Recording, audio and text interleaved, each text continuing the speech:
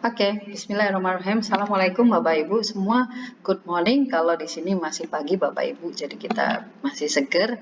Dan this morning Mas Rehan remind me to record skill 3 ya sebenarnya. But Bapak Ibu, for your information, today I'm going to tell you to give you explanation about skill 3 dan juga skill 4 sama 5 ya. Siap-siap ya, kemungkinan kita cepat kok. Nanti kalau misalnya Bapak Ibu masih ada pertanyaan atau apa, nggak apa-apa disimpan dulu, digarap dulu soal-soalnya, dikerjain dulu untuk penulisannya, masih nulisnya di sheet Bapak Ibu. Yang kemarin skill 2 bisa dilengkapin dulu yang object of preposition ya, karena masih ada beberapa kekeliruan ya. Object of preposition itu harus ada preposisinya, misalnya the man in blue itu berarti cowok yang pakai baju biru itu ada in blue ya, bukan blue-nya sebagai subjek, tapi nanti in blue-nya itu sebagai object of preposition. Jadi Bapak Ibu, hari ini kita akan belajar tentang TOEFL skill 3, 4, dan 5. Sekarang kita belajar tentang apositif ya guys. Ini bagian ketiga adalah apositif yang merupakan ya kebingungan, yang bisa membuat kebingungan. Saya yakin Bapak Ibu pernah melihat ada kalimat-kalimat apositif. Cuman Bapak Ibu belum ngeh kalau itu namanya positif ya, kita sebut namanya apositif. Kenapa dia apositif? Karena dia bisa menyebabkan kebingungan di structure question, terutama di TOEFL. Bapak Ibu bisa lihat di sini ya, karena apositif bisa membingungkan apakah dia menjadi subjek atau bukan. Kemudian apositif is a noun that comes before or after another noun and has the same meaning. Jadi Bapak Ibu, seperti contoh di sini adalah Sally, the best student in the class, itu bukan dua subjek, tapi subjeknya sebenarnya Sally. Ini ada komanya Bapak Ibu. Jadi Sally siapa? Sally adalah the best student in the class. Jadi Sally yang murid terbaik di kelasnya mendapatkan A. Sebenarnya ini adalah Sally subjeknya, kemudian verbnya adalah gotten A. The best student merupakan keterangan seperti biasa. Keterangan si Sally itu siapa?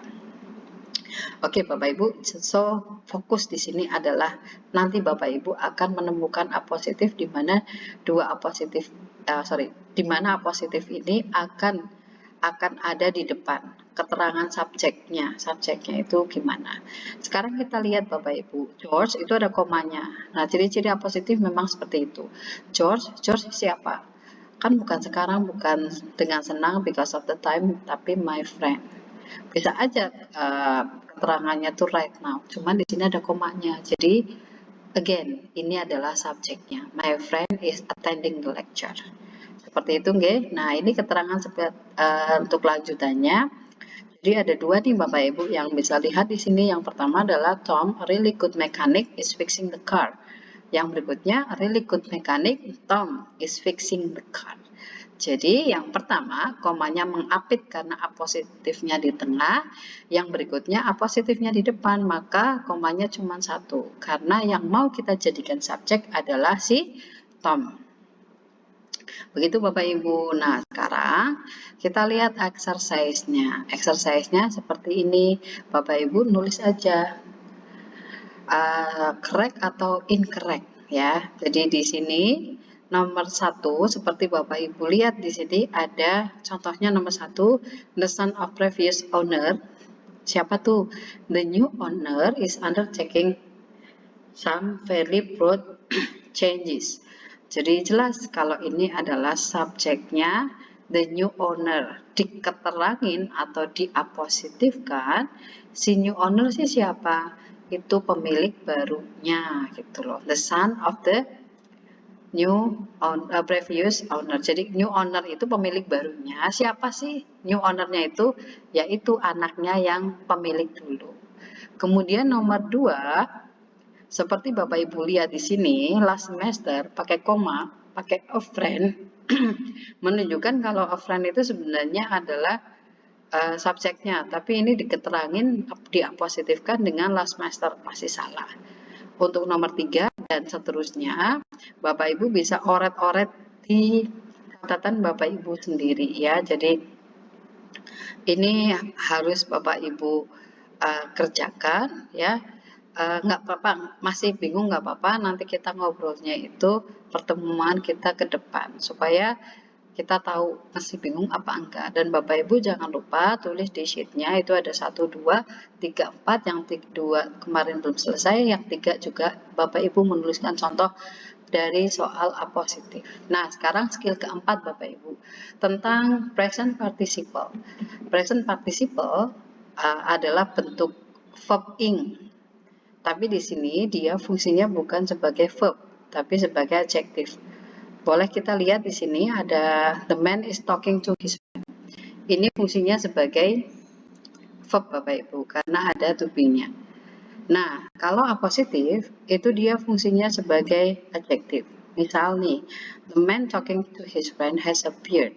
Maksudnya cowok yang gayanya karena dia fungsinya sebagai adjektif. Kalau misalnya beautiful girl itu artinya cewek yang cantik seperti itu.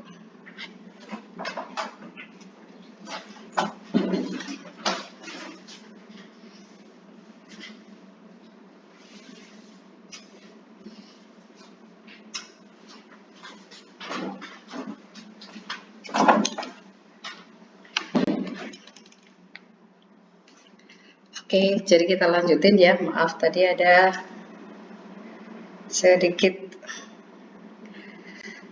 gangguan.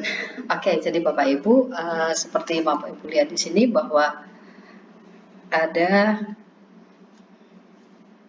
the man is talking itu adalah verb, kemudian ada the man talking to his friend itu adalah dia fungsinya sebagai adjektif. Nah, Bapak Ibu bisa lihat di sini bahwa kalimat in this sentence, talking is an adjective, talking is an adjective, ya. Nah, kalau di sini verbnya adalah has.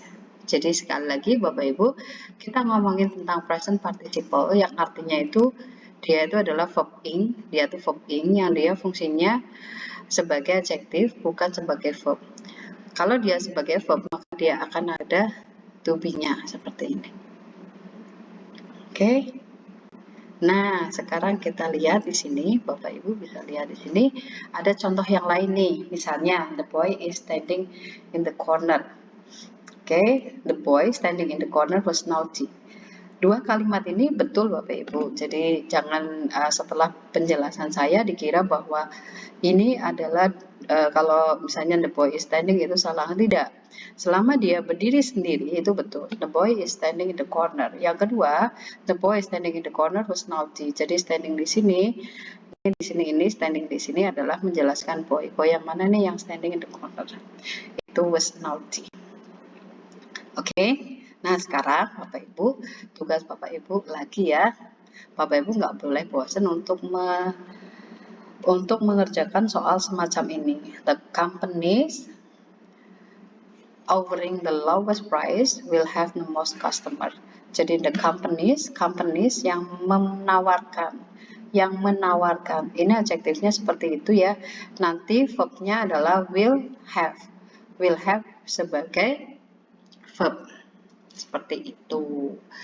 Kemudian nomor 2 itu incorrect seperti Bapak Ibu lihat di sini ada dua verb. Yang pertama adalah are completing, yang kedua adalah should report. Ini nggak boleh. Jadi kita kalau misalnya ada dua verb di sini harus ada conjunction-nya. Kebetulan ini adalah are completing ya.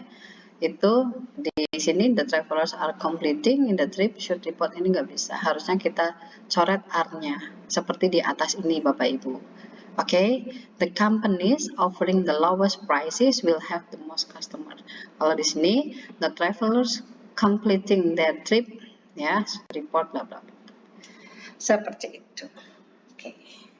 Nah, lanjut ya.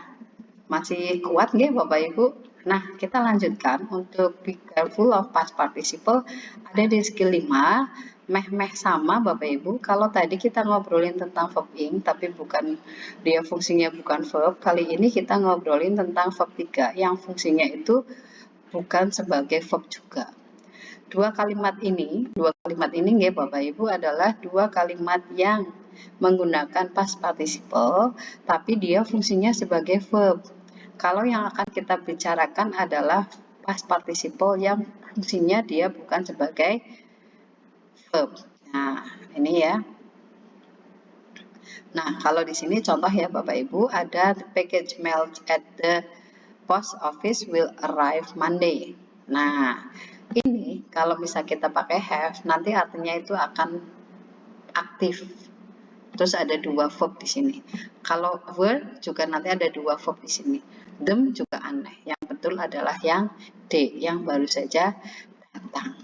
Untuk lebih jelasnya, Bapak Ibu bisa lihat di sini ada tiga kalimat yang menggunakan past participle. Yang pertama adalah she painted, he has painted. Yang berikutnya adalah the picture painted ya. Kemudian di sini kita bisa melihat kalau nomor satu itu paintednya sebagai verb Bapak Ibu. Yang kedua juga sebagai verb, cuman ini harus menemenin has. Yang ketiga inilah yang kita sebut sebagai past participle dalam hal ini skill ke-5 yang merupakan adjektif. The picture painted, jadi picture yang dilukis oleh Karen sekarang ada di museum seperti itu. Oke. Nah, nanti nomor 1, Bapak Ibu bisa lihat di sini. Nomor 1 itu incorrect. Kenapa? Ada dua verb di sini. Coba kalau was-nya dicoret, pasti betul. Gitu loh. Nah, nomor 2 juga itu ya. Nomor 2 betul. Karena ini listed sebagai adjektif. Nomor 3 dan selanjutnya, monggo Bapak Ibu bisa ngerjain sendiri ya. Satu hal yang mungkin saya harus ulang-ulang, bahwa Bapak Ibu yang jelas ngerjain ini nanti, ini yang ini nanti. Ngerjain skill 4 dan 5 ya di buku Bapak Ibu masing-masing di sini. Kemudian nanti minggu depan atau kapan nanti saya ngobrol sama Mas Raihan untuk kita bahas. Kemudian Bapak Ibu jangan lupa untuk mengerjakan atau menuliskan kalimat Bapak Ibu sendiri. Kalimat Bapak Ibu sendiri nggak usah nyontoh dari Google supaya kita bisa kasih feedback. Ya kalau Bapak Ibu ngelihat dari Google kan percuma, nggak tahu apa-apa malah saya kasih tahu kan nggak enak juga. Dan satu hal yang perlu saya garis bawahi ya dari atas tentang skill kita kali ini adalah apositif ya Bapak Ibu. Apositif ini akan menjadi soal tes TOEFL karena nanti tepatnya kata-katanya itu tepat kita gunakan di sini untuk menjelaskan subjek. Jadi ada kayak dua subjek, tapi sebenarnya satunya itu merupakan subjek, satunya positif. Ini ada koma. Jadi di sini really make good mechanic itu menjelaskan si Tom. Kalau di sini positifnya di depan, maka setelah Tom tidak boleh pakai koma lagi seperti itu. Kemudian untuk present participle ini kita setelah subjek itu menjelaskan dia ngapain ya, berbuat apa, mengapain. Dia menggunakan kalimat aktif. Kemudian yang berikutnya adalah past participle, agak mirip dengan present participle tapi dia fungsinya sebagai pasif ya. Misalnya ini picture yang dibuat oleh Karen. Begitu Bapak Ibu, mudah-mudahan penjelasan saya tidak muyangi dan sebagainya. Thank you so much for your attention and see you soon. Thank you. Wassalamualaikum warahmatullahi wabarakatuh.